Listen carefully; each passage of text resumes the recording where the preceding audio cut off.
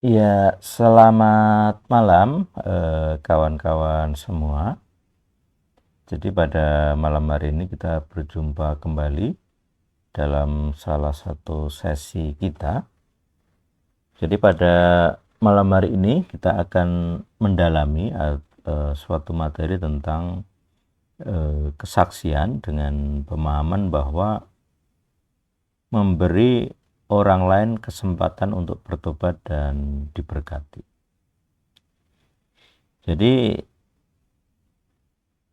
alasan dasar atau pemahaman dasar tentang bersaksi sebenarnya memang bukan untuk diri kita sendiri ya. Jadi bersaksi itu seperti pihak ketiga sebenarnya. Jadi kalau misalnya ada suatu peristiwa kemudian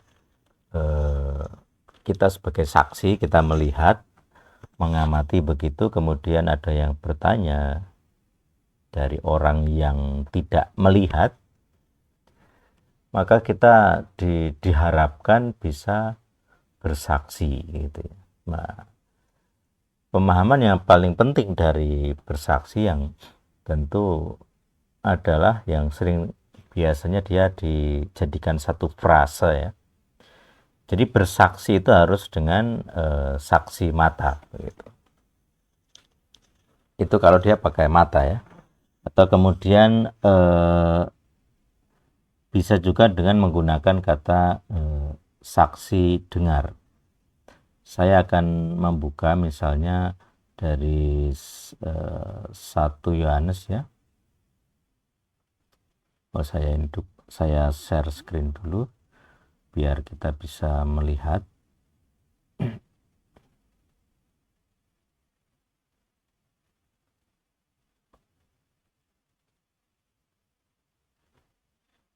Ya, jadi saya akan share screen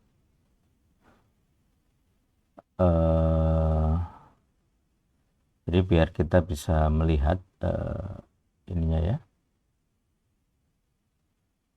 Saya perkecil dulu. Ya, jadi pemahaman kita tentang bersaksi itu ada contohnya, sudah ada contohnya ya. Jadi kita akan melihat dari 1 Yohanes. Jadi 1 Yohanes ini adalah contoh di mana kita bersaksi gitu.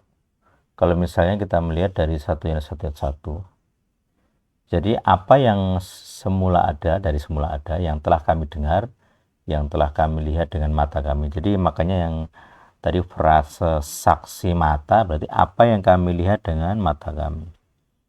Apa yang telah kami dengar dengan telinga kami. Berarti ini saksi dengar.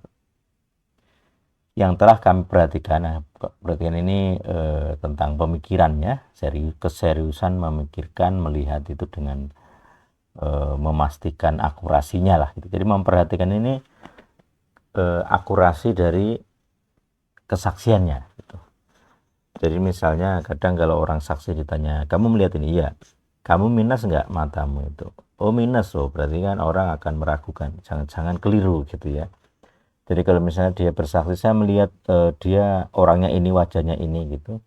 Tapi kalau dia seorang yang minus dan waktu melihat tidak pakai kacamata, tentu kesaksiannya tidak akan bisa diterima gitu.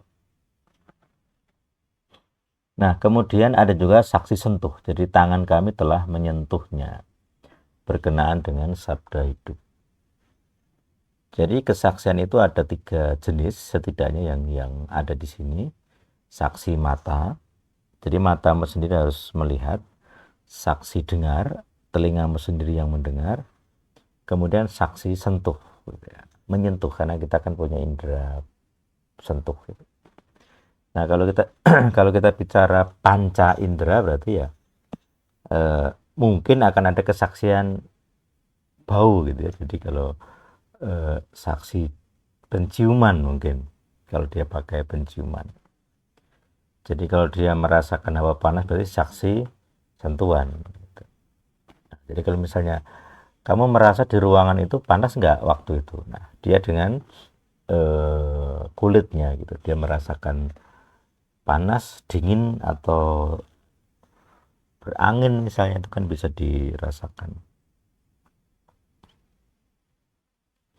Ya, kemudian artinya bersaksi itu harus dengan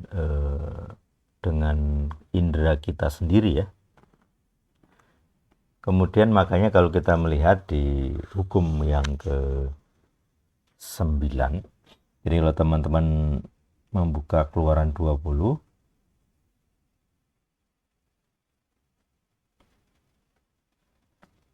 jadi Keluaran 20 ini mengatakan bahwa yang ke-9, jangan mengucapkan kesaksian dusta tentang sesama. Jadi kesaksian dusta itu adalah contoh, misalnya kalau dia bersaksi tapi sebenarnya tidak melihat. Jadi misalnya dia ngomong A tapi dia tidak melihat sendiri, tapi hanya katanya gitu ya. Atau bahkan ada yang apa?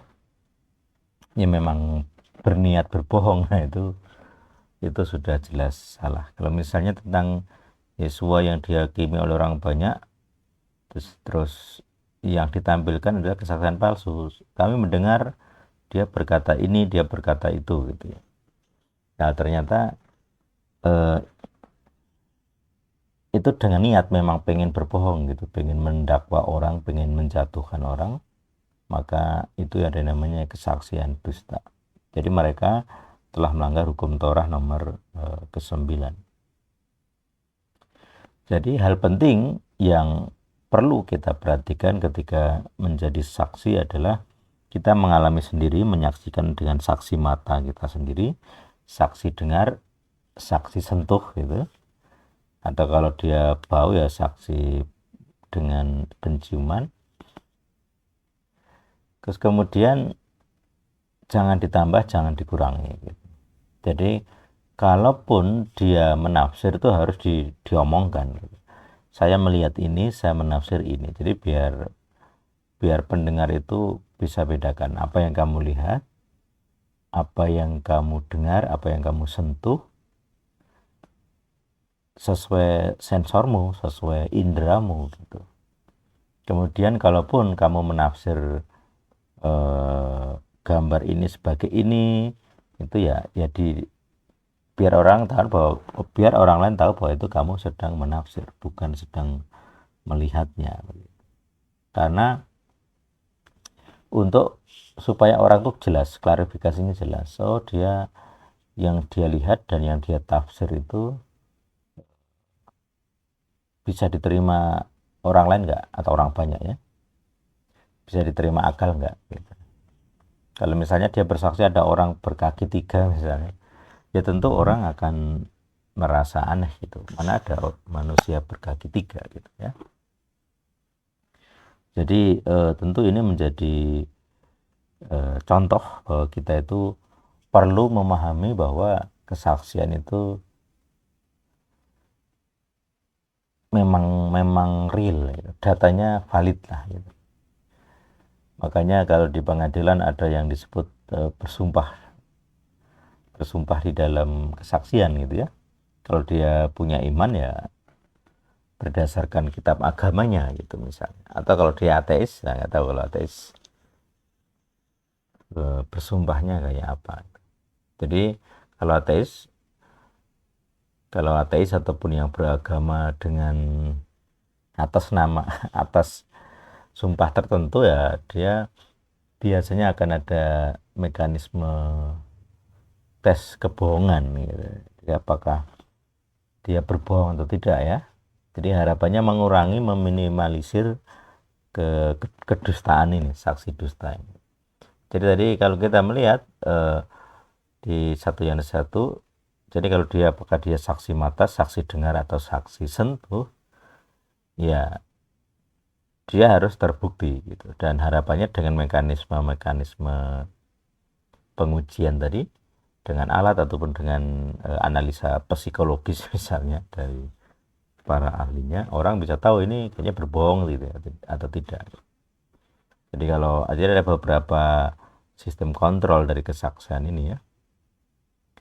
Kalau misalnya dia bersaksi mata, apakah yang dia saksikan itu logis gitu. Kalau misalnya warna ya, apakah dia, misalnya orang bersaksi warnanya biru gitu. Nanti dicek, ini menurut kamu biru atau enggak? Sesuai enggak dengan warna yang kamu lihat? Karena ada orang-orang yang buta warna misalnya ya. Jadi kalau dia ngomong biru, kalau dia buta warna ya kita cek dulu. Omongan biru dia dengan biru standar umum itu sama enggak? Sama seperti kalau orang bersaksi mendengar misalnya ada suara mendesis gitu. Nah ini desisan ini kan agak sulit dituliskan. Mendesis itu kayak apa kan? Variasinya banyak secara realita tetapi tidak bisa dituliskan dengan huruf gitu. Misalnya ada beberapa bahasa di Afrika gitu, bahasa kalau istilah yang umum itu bahasa Bushmen gitu ya, bahasa orang Semak. Jadi ada bunyi nama huruf itu bunyinya begini.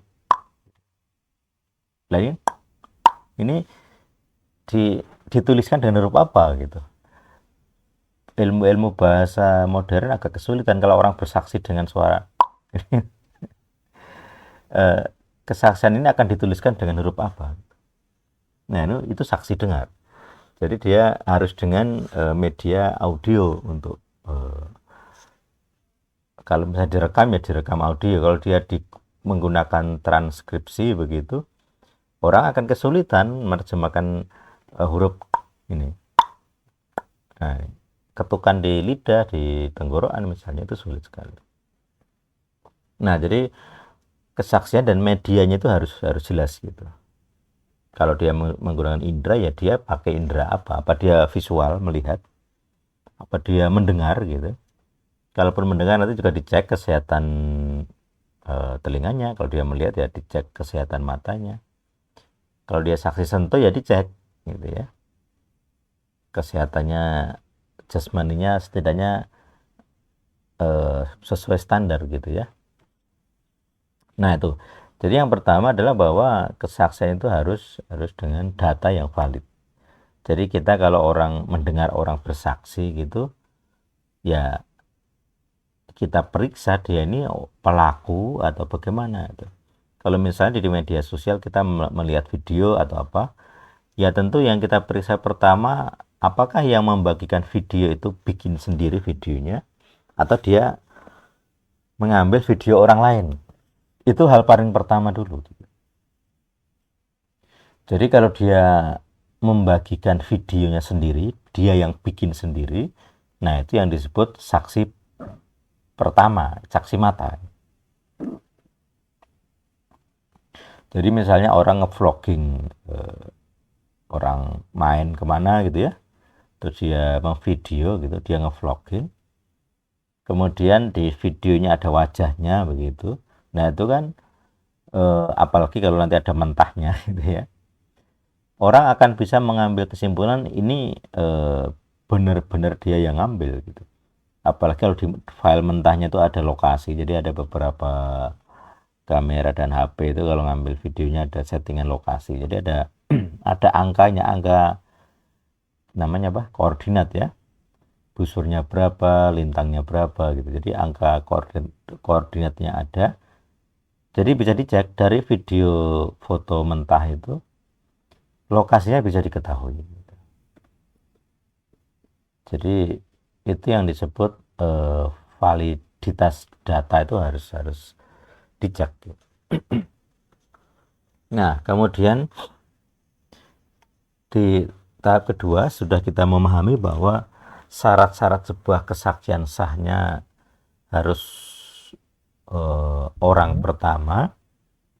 Kemudian yang kedua kita akan belajar tentang etimologi dari saksi atau bersaksi.